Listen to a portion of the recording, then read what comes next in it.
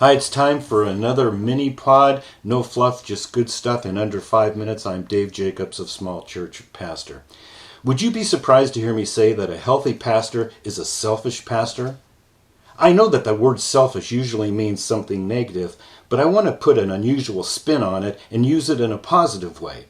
When I say that a healthy pastor is a selfish pastor, I mean that they know what they need to be healthy and happy and effective as a Christian and a spouse and a parent and a pastor. And whatever those things are, they make them a top priority. I'm sure most of you have flown before, and if you noticed before takeoff, what does the flight attendant do? They point out the exits. They encourage you to keep your safety belt buckled at all times. They tell you in the event of a sudden drop in cabin pressure, an oxygen mask will drop from the compartment above you. Have you noticed how they say that if you have a child with you, to first put the mask on yourself and then secure the mask on your child? The reason for this is if while struggling to put the mask on the child first, you pass out, now both of you and your child are in serious trouble. You've got to stay conscious. You wouldn't say the parent was being selfish for putting their mask on first, would you?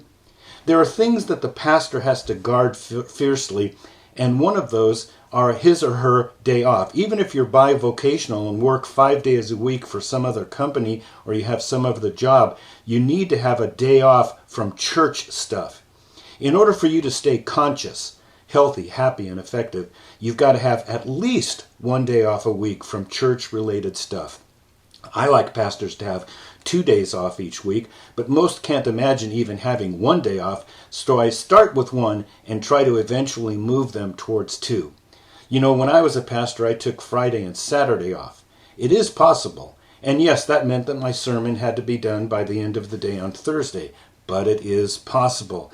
Now, you might be wondering, why didn't I take Monday off? A lot of pastors take Monday off. Well, this reminds me of a funny story. I heard one pastor that took Mondays off, and the problem was that he was so often discouraged on Sundays. You know how that can be: poor attendance, small offering, volunteers not showing up, the church bully scowling at you from the third row. His wife said to him, if you're going to be depressed and in such a bad mood, do it on church time, not family time. That's when he switched to his day off being on Fridays. I actually think you should plan on Mondays being a work day because of the above. I think there are things that you want to follow up on and plan your your week coming up on Monday. Now, in order for you to take a day off, and for it to be everything that you need it to be, you must completely detach from everything that is church or ministry related. Don't check your email. Don't answer your phone. Don't look at Facebook. Don't read anything that has anything to do with church or ministry. Don't talk to your spouse about anything that has anything to do with church or ministry.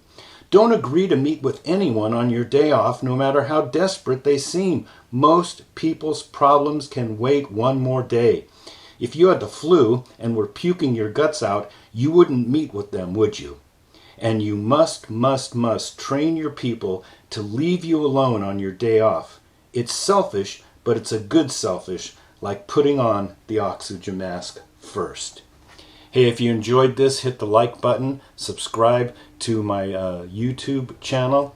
This is Dave Jacobs of Small Church Pastor. Have a great week.